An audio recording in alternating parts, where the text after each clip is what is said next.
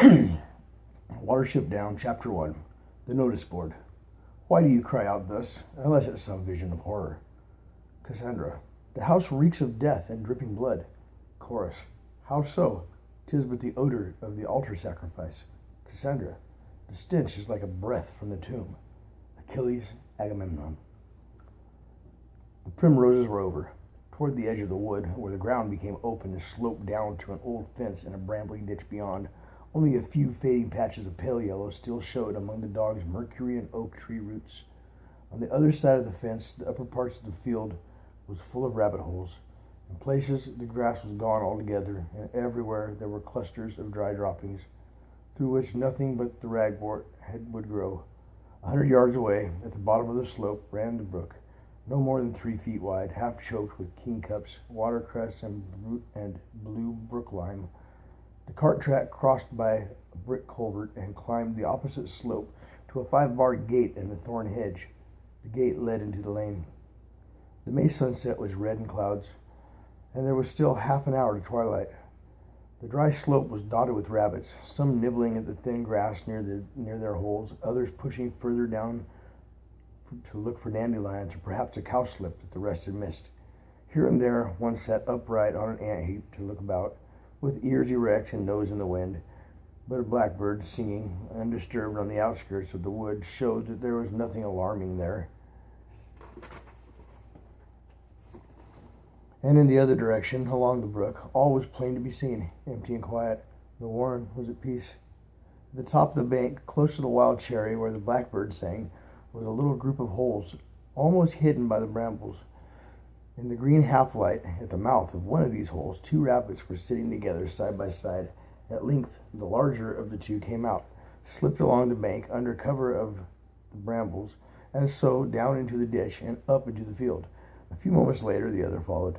The first rabbit stopped in a sunny patch and scratched his ear with rapid movements of hind leg.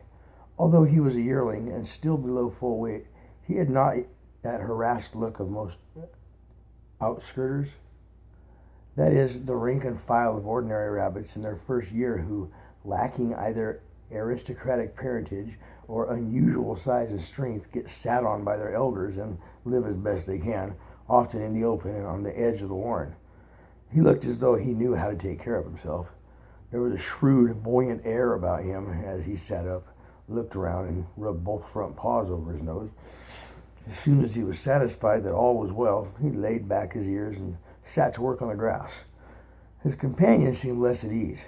He was small, with wide, staring eyes and a way of raising up and turning his head which suggested not so much caution as a kind of ceaseless nervous tension. His nose moved continually, and when a bumblebee flew humming to a thistle bloom behind him, he jumped up and span around with a start that sent 2 nearby rabbits scurrying for holes before the nearest one, a buck with black-tipped ears, recognized him and returned to feeding. "Oh, it's only Fiver," said the buck with the black-tipped ears, jumping at the blue bottles again.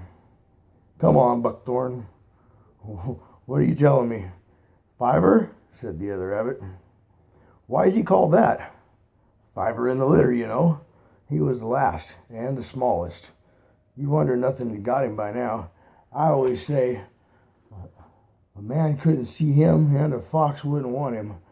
Still, I admit he seems to be able to keep out of harm's way." The small rabbit came closer to his companion, walloping on long hind legs. "Let's go a bit further, Hazel," he said. "You know, there's something queer about the warren this evening, although I can't tell exactly what it is. Shall we go down to the brook?" "All right," answered Hazel.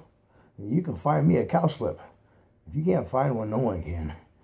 He led the way down the slope, his shadow stretching behind him on the grass. They reached the brook and began nibbling and searching close beside the wheel ruts of the track. It was not long before Fiver found what they were looking for. Cowslips are a delicacy among rabbits, and as a rule there are very few left by late May in the neighborhood of even a small warren. This one had not bloomed, and its flat spread of leaves was almost hidden under the long grass. They were just starting on it when 2 larger rabbits came running across from the other side of the nearby cattle wade. Cowslip, said one. All right, just leave it to us. Come on, hurry up, he added, as Fiver hesitated. You heard me, didn't you? Fiver found it, Toadflax, said Hazel. And we'll eat it, replied Toadflax. Cowslips are for Owsla. And Owsla, it says here, are rabbits. Rabbits can count up to 4. Any number above 4 is rare, a lot, or 1,000. Thus, they say, you rare 1,000, to mean that all the enemies of rabbits, all the other animals listed here, there were probably more than 5 rabbits in the litter when Fiver was born, but his name, Hreru, whatever that is, means little thousand, the little one of a lot, or as they say of pigs, the runt. So when he says Owsla,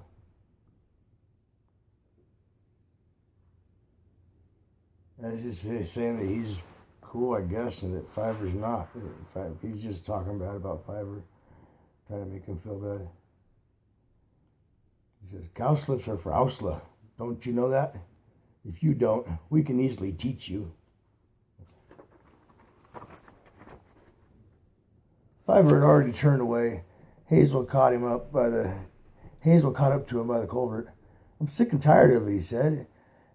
It's the same all the time. It's the same all the time.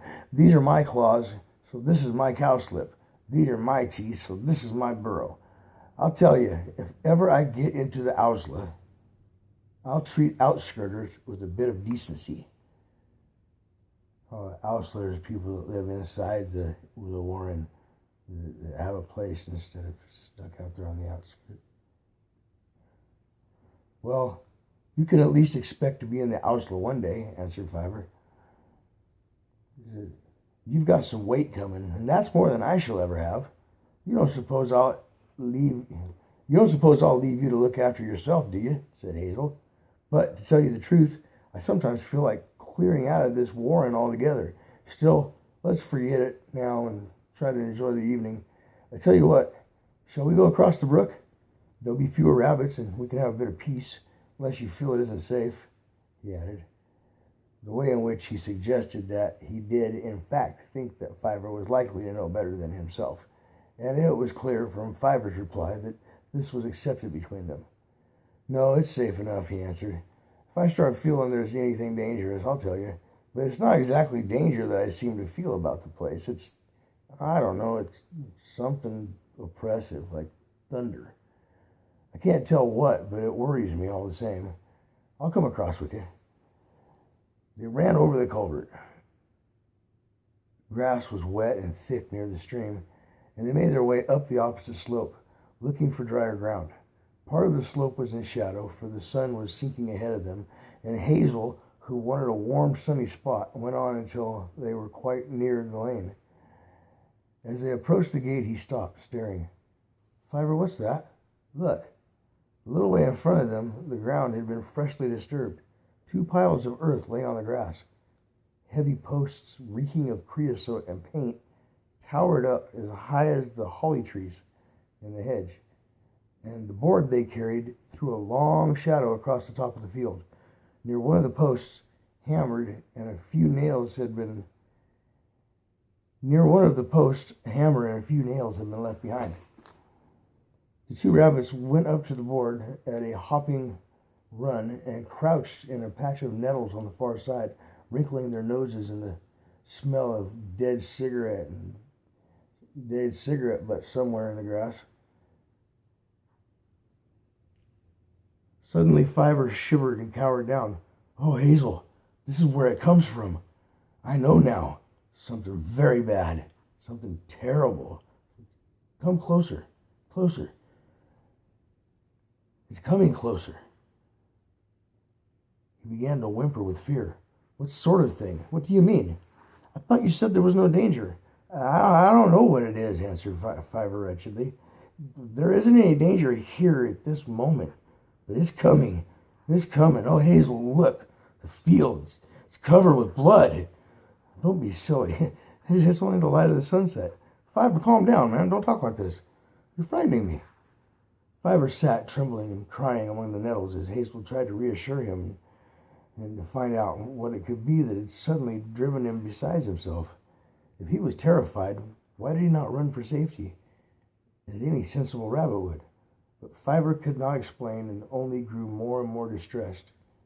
At last Hazel said, Fiver, you can't sit crying here, man. Man, I keep saying that.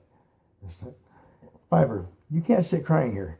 Anyways, it's getting dark. We better go back to the burrow. Back to the burrow? Whimpered Fiver. It'll come there. Don't think it won't. I tell you, the field's full of blood. Now stop it, said Hazel firmly. Just let me look after you for a bit. Whatever the trouble is, it's time we got back. He ran down the field and over the brook to the castle, to the cattle wade. Here there was a delay, for Fiver, surrounded on all sides by the quiet summer evening, became helpless and almost paralyzed with fear. When at last Hazel had got him back to the ditch, he refused to first go underground, and Hazel had almost had to push him down the hole. The sun set behind the opposite slope. The wind turned colder with a scatter of rain, and in less than an hour it was dark. All color had faded from the sky, and altogether,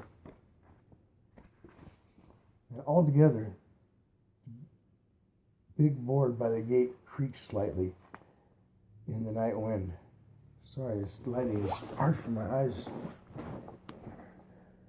Okay. But it was still firmly where it had been put. There was no passerby to read the sharp, hard letters. Here, let me back up a sentence or two, because that's the end of the chapter. Okay. The sun set behind the opposite slope. The wind turned colder with a scatter of rain, and in less than an hour it was dark.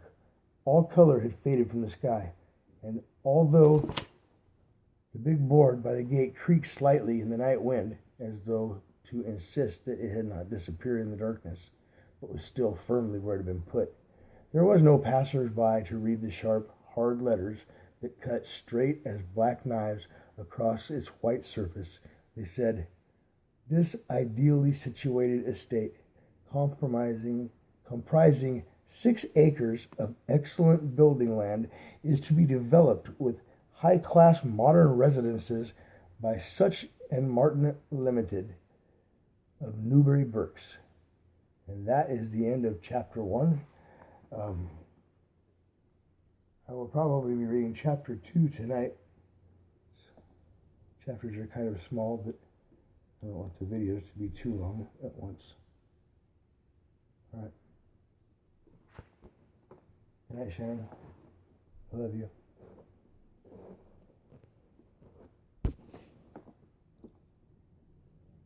I love you.